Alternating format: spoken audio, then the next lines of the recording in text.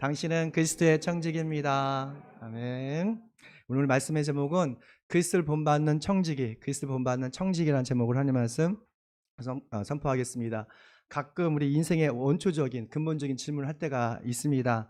세상에 우리가 태어난 이유가 무엇일까? 왜 우리는 이 세상에 태어나고 또한 살아가고 있을까? 이런 질문에 어떤 스님은 이렇게 그런 질문이 잘못됐다고 말하더라고요. 왜냐하면 태어났기 때문에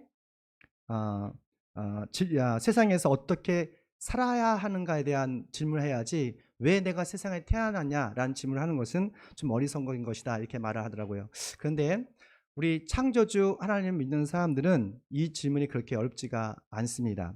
왜 우리는 세상에 존재해야 되는가? 그리고 왜 살아가야 되는가?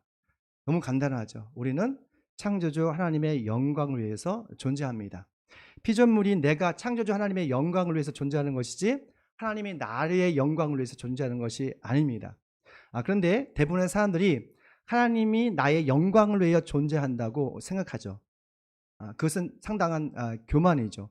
피조물이 우리는 창조주 하나님의 영광을 위해서 존재하는 것입니다. 그래서 성경은 이렇게 말하고 있습니다. 고린도전서 10장 31절 읽습니다. 그러므로 여러분은 먹든지 마시든지 무슨 일 하든지 모든 것을 하나님의 영광이여 하십시오 라고 말하고 있어요. 그럼 하나님의 영광을 위해서 산다는 것은 어떤 삶일까? 바로 창조주 하나님께서 계획하신 목적대로 살아가는 것이에요. 창조주 하나님께서 우리를 하나님의 모습으로 형상으로 창조하시면서 하늘과 땅의 복을 주셨습니다. 그리고 창대하고 번성을 하라고 명령하셨어요. 그리고 우리에 있는 모든 주변에 있는 동물과 식물을 잘 관리하고 다스리라는 그런 문화 명령을 주셨어요. 그래서 하나님의 뜻대로 우리가 하나님의 형상대로 산다는 것은 하나님의 영광을 위해서 사는 것입니다. 하나님의 형상대로 산다는 것은 제가 계속 강조하는데 첫 번째는 예수 그리스도의 성품을 담는 거예요. 다시 한번 따라합시다. 예수 그리스도의 성품을 담는 것이다. 예수 그리스도의 성품을 담는 것입니다. 예수님의 겸손, 그리고 순정, 성기가 사랑을 날마다 조금씩 닮아가는 거예요. 왜냐하면 우리가 하나님나라에 들어갈 때는 우리의 업적을 가지고 가는 것이 아니라 바로 우리가 담긴 성품을 가지고 하나님나라에 갈 수 있기 때문에 그렇습니다. 우리가 가지고 있는 모든 것을 가지고 천국 가는 것이 아니라 오직 우리의 성품을 가지고 천국에 가는 거예요. 둘째 보니까 예수 그리스도의 청지기로 살아가는 겁니다. 예수 그리스도의 청지기로. 예수 그리스도의 청지기는 하나님이 주신 인생이라는 시간, 그리고 성공이라는 자산, 그리고 실력이라는 그 은사를 가지고 복음을 전하고 하나님의 나라를 바로 우리 교회에, 우리 가정에, 이 나라 이민족에 세워가는 것이죠. 그러면 우리가 그리스도를 본받는 청지기로 살아간다는 건 구체적으로 이 말씀을 통해서 무엇을 말씀하고 싶을까? 함께 읽습니다. 그리스도의 청지기는 기꺼이 복음 때문에 겸손한 사람이 된다는 것이죠. 우리 9절 말씀 함께 읽습니다. 내가 생각하기에 하나님께서는 사도인 우리를 마치 사형수처럼 세상에서 가장 보잘것없는 사람들로 내오셨습니다. 여러분 다 아시는 것처럼 사도 바울의 가문이 그게 나쁜 가문이 아니에요.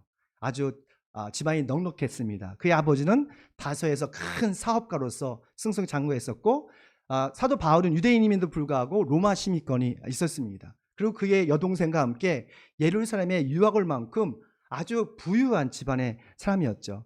그 당시 최고의 학파였던 가말리엘 랍비로부터 율법을 배웠습니다. 거기다가 율법에 흠이 없던 아주 원칙 중심적인 그런 범생이 같은, 어떻게 보면 엄친아 같은 그런 삶을 살았습니다. 게다가 또 열심도 있었어요. 하나님에 대한 열정, 열심. 우리가 열심히 있어야 봉사도 하지 않습니까? 그래서 이 바울은 열심히 있어서 예수 믿기 전에 다마스쿠스까지 가서 그리스도인들 잡아서 아주 감옥에 가두려는 그런 열정적인 사람이었습니다. 세상적으로 보면 완벽했어요. 부유했죠. 스펙도 좋죠. 모든 것이 완벽했어요. 근데 하루아침에 자신을 마치 사형수처 같은 그런 보잘것없는 사람이라고 이야기를 하고 있습니다. 도대체 이 바울에게 어떤 일이 있었던 거예요? 바로 다마스쿠스 가는 길에 빛으로 오신 예수님을 만났다는 거예요. 빛으로 오신 예수님을 보는 순간 그의 육신의 눈이 완전히 멀어버렸어요. 우리가요, 예수님을 만나면 육신의 눈은 닫히고 영의 눈이 열리더라고요. 무슨 말이냐면 우리의 세계관, 가치관이 바뀐다는 거예요. 예전에는 우리가 우리의 꿈을 쫓았지만 예수님을 만나면 예수님의 비전을 품게 되는 것을 보게 됩니다. 예수님 만나면 우리 영적 용암이 살아나는 것이죠. 그래서 세상을 바라보는 관점, 가치관이 확 바뀌어요.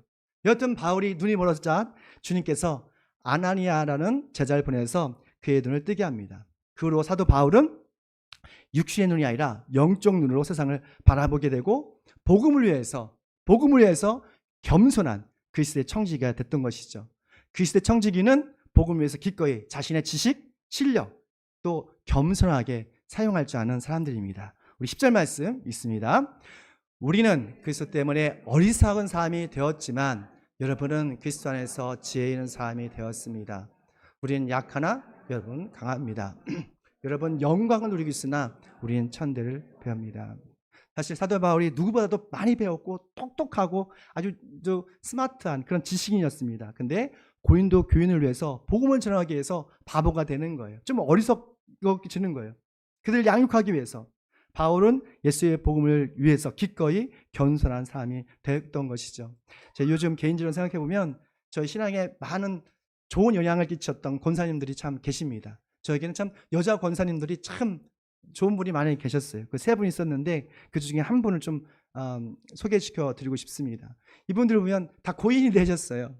근데 이분들이 성격이 참 달라요. 어떤 분이 열정적인 분, 어떤 분 온유하신 분. 근데 공통점 하나가 있더라고요. 모두가 겸손하세요. 특히 주 예수님 앞에서 항상 겸손했던 분이세요. 제가 전도사 때에 새파랄 때 한 30년 전에 처음으로 부임해서 교회 학교에서 사역을 하게 됐습니다. 그때 아시겠지만 오미스 권사님께서 함께 교회 사역을 하셨어요. 처음 설교하니까 얼마나 떨려요. 지금도 떨리는데. 그때 떨리면서 하는데 창세기 14장 아직도 기억해요. 창세기 14장에 아브라함이 조카를 구하고 돌아와서 하나님의 제사장이 멜기세덱에게 11조를 드리는 장면이 나왔습니다. 근데 멜기세덱을 아비멜렉이라는 거예요. 아비멜렉이라고. 너무너무 이게 헷갈리는 거죠. 그래서 그때 우리 권사님께서 그것도 모르냐고 장난치는 게 아니라 몰래 멜기세덱이야 멜기세덱 좀 그렇게 말씀하시더라고요. 그래가지고 얼른 수정하죠. 아비멜렉이 아니라 멜기세덱이었습니다 라고 이렇게 수정했던 것을 기억합니다. 근데 참 권사님이 겸손하셨어요. 부드러우셨어요. 수십 년이 지났는데도 그분의 그 겸손함을 기억하고 있어요. 요즘 제가 우리 교회에서 사역하는 게 너무너무 기쁘고 감사합니다. 우리 목사님들, 권사님들 보면서 그 겸손한 모습을 보면서 큰 감동을 받습니다. 사실 우리 교수님이 우리 스승님이시잖아요. 개인적으로 보면 얼마나 자상하고 다정다감하게 말씀하시는지 모르요. 근데 교회에 오면 저한테 꼭 목사님이라고 해요. 담임 목사님이라고. 유충현 목사님. 그래서 왜 이분이 이러시나. 그러니까 공적인 사적 일을 나눠서 자기를 낮추고 섬겨주시는 거예요. 또 우리 장로님도 보니까 대단하세요. 음식 먹을 때 먼저 먹으래요. 제가 뭐가 잘났다고. 연륜과 경륜이 훨씬 높거든요. 근데 자기를 위해서 교회 질서를 위해서 충분히 자신을 낮추는 모습을 보면서 이분들의 겸손한 모습이 참 아름답다라는 생각을 했습니다. 왜 우리 교회 중직자들이 이렇게 겸손할까? 왜냐하면 예수 그리스도의 겸손을 배웠기 때문에 그래요. 빌립보서 2장 3절 말씀입니다. 함께 있습니다. 무슨 일을 하든지 경쟁심이나 허영하지 말고 겸손한 마음을 하고 자기보다 서로 남을 그것은 곧 그리스도의 예수의 마음입니다. 예수 그리스도의 겸손을 배운 사람은 복음을 위해서 교회를 세우기 위해서 자신을 철저하게 낮추는 사람이더라고요. 나보다 남을 낮게 여기더라고요. 그리스도의 청지기가 지식이 없고 실력이 없어가 아니라 예수 그리스도의 겸손을 배웠기 때문에 그렇게 겸손한 모습을 보여주는 거예요. 우리가 모두가 정말 예수 그리스도의 겸손을 배우기를 축원합니다. 그래서 복음을 위해서 우리의 겸손한 모습을 통해서 하나님께서 영광을 받으시고 그런 그리스도의 청지기들을 축원합니다. 그러면 주님의 날에 하나님께서 여러분을 존귀하고 또한 거룩하게 높여주실 것입니다. 우리 두 번째입니다. 함께 있습니다. 그리스도의 청지기는 기꺼이 복음 위에 거룩한 소비자가 된다는 것이죠. 제가 요즘 어떤 쇼핑몰에 빠져 있습니다. 오랫동안 우리가 뭔가 제품을 사고 싶은 걸 돈을 모았다가 딱 사는 순간 참 기분이 좋잖아요. 그렇지 않습니까? 요즘 제가 드릴에 꽂혀가지고 드릴 오래 썼더니 고장나서 그 드릴을 살려고 했습니다. 근데 너무 싼 거예요. 그래서 오래 했던 우리 아내 몰래 이게 샀습니다. 정말 싸게. 근데 너무 좋은 거예요. 그러니까 보니까 사람들이 왜 쇼핑을 좋아하는지 알겠어. 우리 소비에는 그 소비에 그런 기쁨이 있어요. 생각보다 더 싸고 또 생각보다 더 맛있는 걸 샀대. 그 기쁨이 있지 않습니까? 근데 그리스도의 청지기는 복음을 위해서 거룩한 소비를 할 줄 아는 그런 사람들이에요. 왜냐하면 우리의 소유가 하나님의 것임을 믿기 때문에 그렇습니다. 우리 엘린 알콜이라는 그런 교수님이 계신데요. 책을 보여주시면 돈, 소유, 영원이라는 책을 썼습니다. 그분 이런 말씀을 하더라고요. 돈과 소유가 우리의 것이 아니라 하나님의 것이며 우리는 단지 맡은 자, 즉 하나님의 청지기일 뿐입니다 라고 말하더라고요. 그러면서 우리가 사용하는 소비는 단지 나만을 위한 소비가 아니라 그리스도의 청지기로서 복음을 위한 거룩한 소비를 함으로 하늘의 기쁨을 누린다고 말하고 있습니다. 저는 이분의 말에 정말 공감을 해요. 그리스도의 청지기는 복음을 위해서 거룩한 소비를 할 수 있는 영적인 소비자예요. 우리 11절 말씀 있습니다. 우리는 바로 이 시계까지도 줄이고 목마르고 헐벗고 얻어맞고 정처 없이 떠나왔습니다. 바울이 아까 말씀드린 것처럼 부유한 가정이었죠. 근데 왜 이렇게 배고프고 그리고 가난한 그 나그네 생활을 했을까? 그는 사실 상속을 받아서 부유하게 할 수 있었어요. 거기다가 예루살렘의 교회를 돕기 위해서 성경을 많이 거뒀던 그런 분위기거든요. 그래서 얼마든지 마음만 살짝 나쁘게 먹으면 충분히 풍요롭게 할 수 있었어요. 그런데 사도 바울은 복음을 위해서 자신의 시간과 재정과 은사를 과감하게 소비합니다. 왜냐하면 예수의 복음에는 사람을 변화시킬 수 있는 능력이기 때문이에요. 예수의 복음에는 사람의 인생이 바뀌는 변화의 능력이 있습니다. 마음의 상처를 치료하는 치료의 능력이 있어요. 죄와 죽음에서 구원하는 구원의 능력이기 때문에 기꺼이 소비하는 거예요. 그래서 사도 바울은 복음의 능력을 체험했기 때문에 기꺼이 거룩한 소비자가 되었던 것이죠. 우리 모두가 거룩한 소비자가 되길 축원합니다.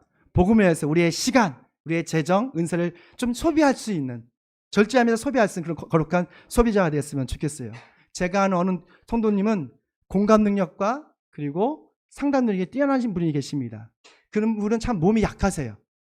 바빠요. 그런데 어느 한 손의 안타까운 상황을 보시고 상황을 아시고 시간을 내서 그 소녀와 함께 시간을 보내주고 돌보는 것을 보았어요. 그분의 값비싼 시간과 은사를 소비하는, 어떻게 보면 그리스도의 청지기라는 것을 보게 됩니다. 제가 아는 또 어떤 권사님은 힘드세요. 재정적으로 많이 어려우신데 컨펜서 사역을 5년 동안, 그 컨펜서 사역을 5년 동안 꾸준히 하셨어요.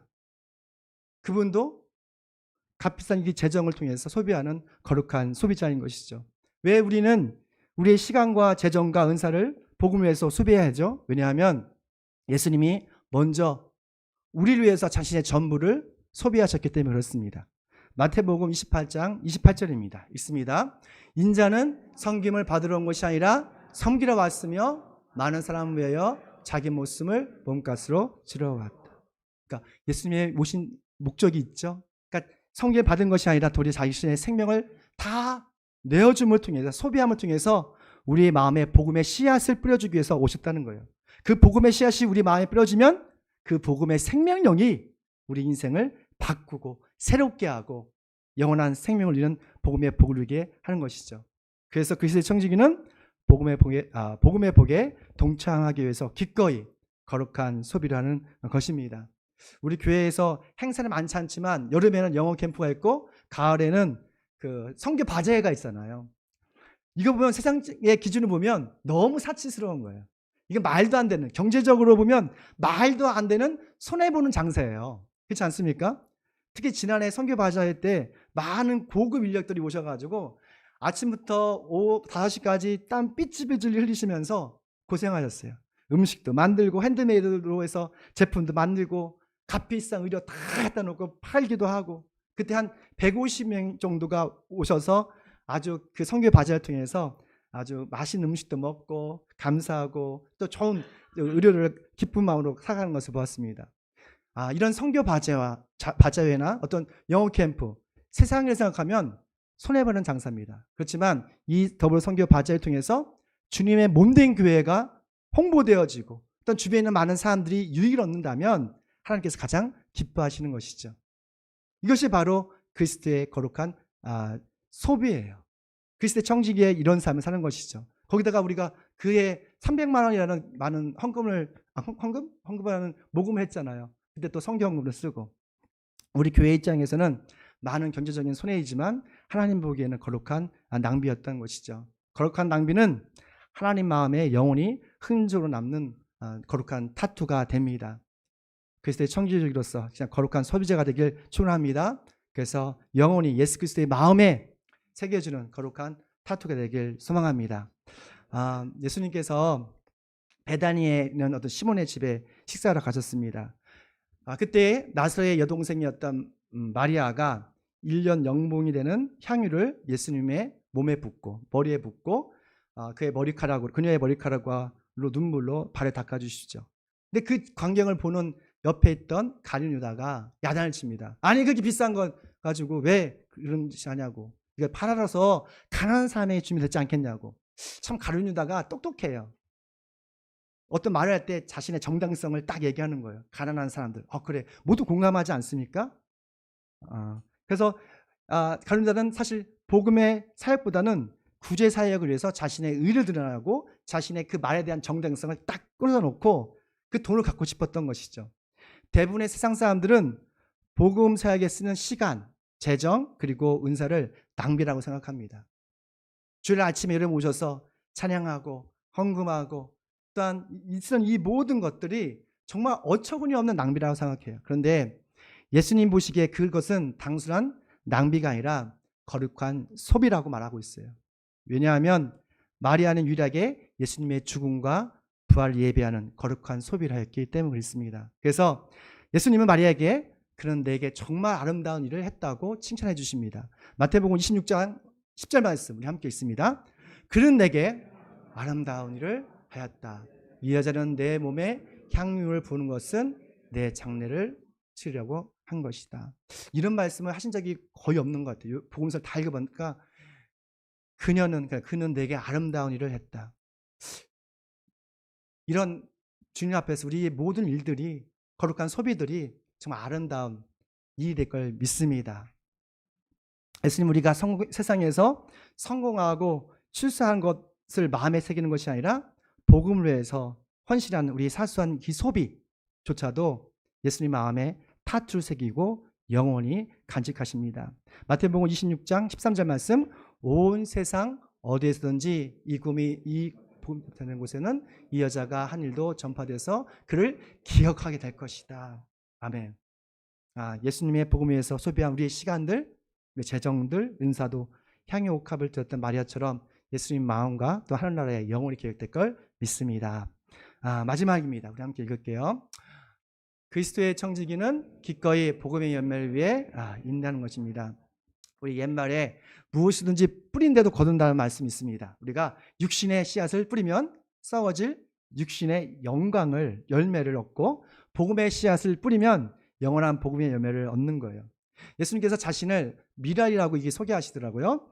요한복음 12장 24절 말씀 보니까 미랄 하나가 땅에 떨어져 죽지 않으면 한 알 그래도 있고 죽으면 열매를 많이 맺는다라고 말씀하셨습니다. 그러니까 예수님께서 한 알의 미랄이 되어서 십자가에 죽으신 것은 더 많은 복음의 열매를 얻을 수 있기 때문이에요.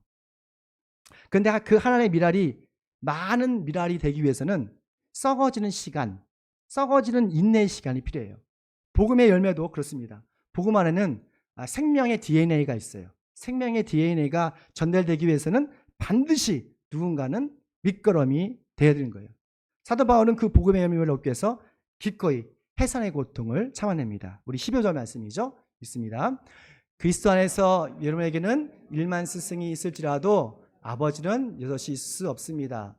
그리스도 예수 안에서 복음으로 내가 여러분을 낳았습니다. 아멘. 우리가 고린도 지역에 대해서 조금 살펴볼 필요가 있습니다. 이 말씀을 이해하기 위해서는 고린도 지역은 정말로 무역도시였기 때문에 그리스의 문명, 헬레니즘 문화가 아주 왕성했던 곳이에요.